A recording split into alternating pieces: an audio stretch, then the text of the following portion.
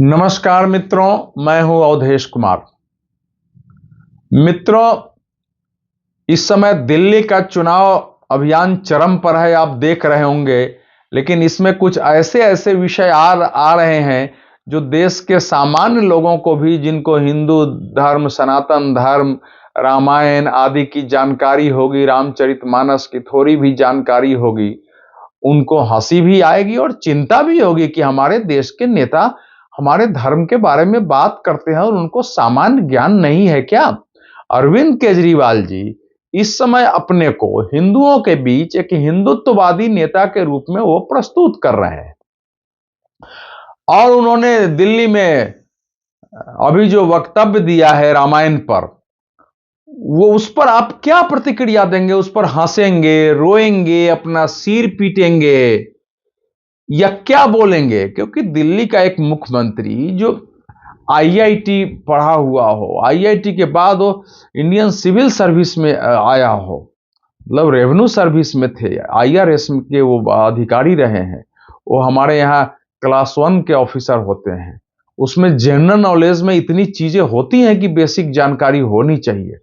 फिर इस समय दिल्ली के वो मुख्यमंत्री है, उन्होंने सूचना कानून जब बना गया था तो उन्होंने अपने एनजीओ बनाई थी, और वो एनजीओ जबरदस्त एनजीओ थी। भारत में शायद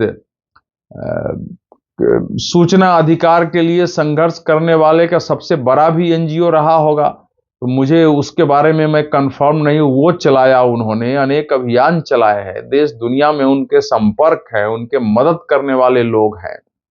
और ऐसा व्यक्ति अगर रामायण की कथा गलत बता रहा है, ये हिंदू होने के नाते ये हम लोगों के लिए शर्म से डूब कर मरने का विषय होना चाहिए। ये गलती किसी से भी हो सकती है, लेकिन इतना बड़ा आदमी को इतनी मूल जानकारी नहीं। वो कह रहे हैं, जैसा आप सब ने सुना भी होगा, कि जब रामचंद्र जी वन में थे और खाना ढूंढने चले गए थे सीता जी, लक्ष्मण जी और अपने लिए, तो उस समय रावण जो है सोने का मृगा बन के आ गया, मृग बन के आ गया। और सोने की मृग को देखकर सीता जी के मन में भाव आया कि इस मृग को तो हमारे पास होना चाहिए। बहुत सुंदर दिखने में था, इतना आकर्षक था कि सीता जी उस पर आकर्षित हुई और उन्होंने लक्ष्मण जी को कहा कि आप इस मृगा को पकड़ के मेरे लिए लाओ। लक्ष्मण जी कह रहे हैं कि नहीं, रामचंद्र जी ने आपकी रक्षा का मुझे आदेश दिया था। उन्होंने कहा नहीं, मैं तुमको आदेश देती हूं, जाओ और लाओ पकड़ के। और वो चले गए और फिर रावण उनको वो अपहरण करके ले गया। अब आप सोचिए कि सामान्य गांव में सामान्य लोगों को पता है कि रावण पहले छिपा रहा, उसका जो मारीच राक्षस था, जो उसके शासन के अंदर था, उसका रिश्तेदार भी था। मारीच राक्षस को सोने का मृग बना के, सोने का हिरण मृग जो भी आप कहिए, बनाकर और सीता जी को लुभाने के लिए भेज दिया था। वो इतना सुंदर था, इतना अनुपम था कि वो धरती आकाश कहीं भी उस समय, धरती आकाश पाताल उस प्रकार के जीव उपलब्ध ही नहीं थे।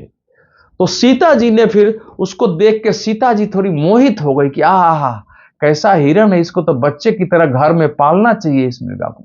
फिर उन्होंने रामचंद्र जी को कहा कि इसको पकड़ करके लाइए। रामचंद्र जी उसको जब पकड़ने जा रहे हैं तो उन्होंने लक्ष्मण जी को कहा कि मैं जा रहा हूं, सीता की रक्षा का दायित्व तुम पर है, तुमको किसी भी परिस्थिति में सीता को अकेला छोड़कर नहीं जाना है। ये वाल्मीकि रामायण में भी कथा है, ये रामचरितमानस में भी है, और जो बच्चों की किताबें पढ़ाई जाती रही हम लोगों के बचपन में वहां भी है। और मोटा मोटी जो लोग सिविल सर्विसेज की तैयारी करते हैं उनको जनरल नॉलेज में भी ये चीजें पढ़नी पड़ती है थोड़ी, उनको जानकारी बेसिक जो है, रामायण महाभारत जो हमारे महाकाव्य हैं धर्मों के, उन सब के बारे में बेसिक जानकारी होनी चाहिए। और उसके बाद लक्ष्मण जी जाने के पहले वहां लक्ष्मण रेखा खींचते हैं कि अब ठीक है मैं जा रहा हूं, लेकिन आप इससे बाहर मत निकलिएगा किसी भी परिस्थिति में। और उस मृगा के पीछे भागते हैं। उसके बाद रावण वहां भिखारी का, साधु का वेश बनाकर, भिक्षुक का वेश बनाकर, एक भिक्षुक साधु सन्यासी जो भी कई वेश बनाकर आता है, माता भिक्षाम देही, माता भिक्षाम देही। और वो सीता जी लक्ष्मण रेखा, जिसको हम लक्ष्मण रेखा कहते हैं, उसके अंदर रहती हैं। और रावण उसको क्रॉस करना चाहता है, लेकिन उसके शरीर में आग लगने लगाता है, क्योंकि वो लक्ष्मण रेखा जो रही होगी। अब आज के विज्ञान उसका मूल्यांकन करेगा, मैं उसके बारे में कुछ तथ्यात्मक तौर पर या अधिकृत तौर पर नहीं कह सकता हूं, लेकिन जिसको लक्ष्मण रेखा कहते थे कि वो केवल सीता जी लांघ सकती थी, तो उनको कुछ नहीं होता। लक्ष्मण जी का तो था ही, लेकिन अगर कोई दुश्मन कोई भी उस समय आए, कोई जानवर आ जाए, व्यक्ति आ जाए, राक्षस आ जाए, तो वो उसमें जल सकता था। तो जब भी रावण कोशिश करता अंदर जाने का, तब उसको उसका शरीर जलने लगता। फिर उसने बहाना बनाया और सीता जी को बाहर निकाला उससे, और फिर सीता जी को उठा करके ले जाता है। तो कहानी ये है। अरविंद केजरीवाल जी इस समय मंदिरों के लिए विशेष घोषणाएं कर रहे हैं। मंदिर और गुरुद्वारे दोनों के पुजारियों और ग्रंथियों के लिए वेतन दे रहे हैं। वे लक्ष्मी पूजा का आह्वान करते हैं। उनको जय श्री राम बोलने में कोई समस्या नहीं है, जय हनुमान बोलने में समस्या नहीं है। और वो हनुमान जी के मंदिर में जाते हैं। उन्होंने, वो जब जेल से निकले तब भी मंदिर गए, संजय सिंह जेल से निकले तब भी दिल्ली में राजीव चौक, पहले कनॉट प्लेस था, खड़क सिंह मार्ग पर, वहां एक हनुमान मंदिर है, वहां गए। मनीष सिसोदिया जी निकले, वहां गए। और इस समय उन्होंने कोशिश ये की है कि भारतीय जनता पार्टी, चूंकि हिंदुत्व का एक वातावरण देश में है, लोकसभा चुनाव में अन्य कारणों से हिंदुत्व के समर्थक बीजेपी से नाराज थे, उनके अपने लोग नाराज थे, और जगह जगह उन्होंने नाराजगी प्रकट की। अगर वो नाराज नहीं होते, सच्चा मूल्य क्या होता, तो भारतीय जनता पार्टी अपनी बदौलत प्रतिष्ठित इतनी सीटें ले आती जिससे वो संसद में अपने विधेयक तक पारित करा सकती थी। लेकिन चूंकि अपने लोगों की नाराजगी का उसको क्षति उठानी पड़ी। उनको मालूम है कि हिंदुत्व का वातावरण है, महाराष्ट्र में, हरियाणा में दिखा है, तो उससे अगर लड़ना है तो हमको हिंदुत्व की छवि बनानी पड़ेगा। उसके लिए इस प्रकार की वो घोषणाएं कर रहे हैं और बीजेपी से पूछ रहे हैं। वो बताएं पुजारियों के वेतन देने के पक्ष में नहीं है, और जानबूझकर जो इमामों के वेतन का मुद्दा है, उन्होंने 18 महीने से 19 महीने से इमामों का वेतन नहीं मिला है। उन्होंने घोषणा की थी पहले इमामों को वेतन देंगे।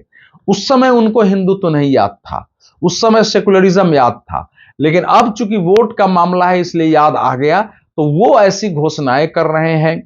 और इमामों का वेतन, मुझे लगता है अब दिल्ली सरकार जानबूझ करके भी रोकी होगी, ताकि ये मैसेज जाए कि हम इमामों को तो वेतन दे ही नहीं रहे हैं, हम तो केवल पुजारियों ग्रंथियों को देंगे। और यही बात उनके कार्यकर्ता मोहल्लों में कह रहे हैं।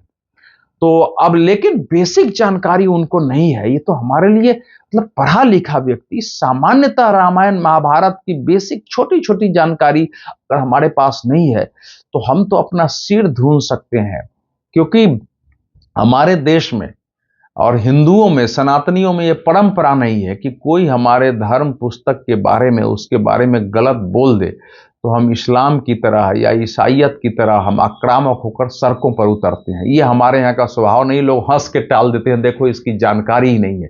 लेकिन अगर इसी प्रकार की बातचीत, उन्होंने ऐसी बातचीत इस्लाम के बारे में की होती, और जैसे मोहम्मद साहब की जीवनी के बारे में एक शब्द गलत बोल दिया होता, या और किसी उनके जो नबी दूसरे बारे में गलत बोल दिया होता, जो उनके खलीफा थे उनके बारे में गलत बोल दिया होता, तो आप कल्पना करिए कि देश और दुनिया में क्या स्थिति होती इस समय। लेकिन यह हमारा हिंदू धर्म है। मैं समझता हूं कि दिल्ली और देश के लोग इस बात को अवश्य समझेंगे कि हिंदुत्ववादी नेता होने का जो अपने को इस समय दोबारा जो एक दौर फिर से आ गया है, जो दौर हमने 2022 तक देखा था कि भारत में हर नेता को लगने लगा था कि भाई अब सेकुलरिज्म की बात करते हुए और हिंदुत्व से पीछे रहना, हिंदुत्व के मुद्दे पर चुपचाप रहना, स्वयं को हिंदू नहीं कहना, इससे हमारा वोट बैंक खिसक जाएगा और बीजेपी शक्तिशाली हो गई। वो बदलने लगे थे। अरविंद केजरीवाल जी तो जब जेल से निकले तो वंदे मातरम, भारत माता की जय कहा। लेकिन अब ये विचार करने वाला विषय है कि क्या वाकई हमारे देश के नेतागण, स्वयं जो सनातन धर्म में पैदा लिए, जो स्वयं हिंदू हैं, क्या वो वाकई हिंदू हैं? क्या वो वाकई वो धार्मिक हैं? अगर होंगे तो इतनी बेसिक जानकारी जिनको नहीं होती है, और किसी से पूछ करके, कई नेता हैं आप देखेंगे, राहुल गांधी जी कई ऐसी बातें करते हैं जिस पर हंसी आती है, सिर भी धुनता है, और बहुत लोगों को गुस्सा भी आता है, तकलीफ भी होती है कि किसी ने उनको कहा, वो शब्द प्रयोग नहीं करते हैं और आधे अधूरा बोल देते हैं। ऐसे ही हमारे देश में नेताओं की फौज खड़ी हो गई है। लेकिन हमारे लिए भी चिंता का विषय है कि हम अपने बच्चों को घर में स्वयं ऐसा वातावरण देते हैं कि जिस धर्म में वो पैदा लिए हैं, वो हिंदू कहलाते हैं, वो हिंदू होने का अर्थ जाने, उसका मूल, कम से कम धर्म के बारे में कुछ जानकारी हो, कुछ कथाओं की जानकारी हो।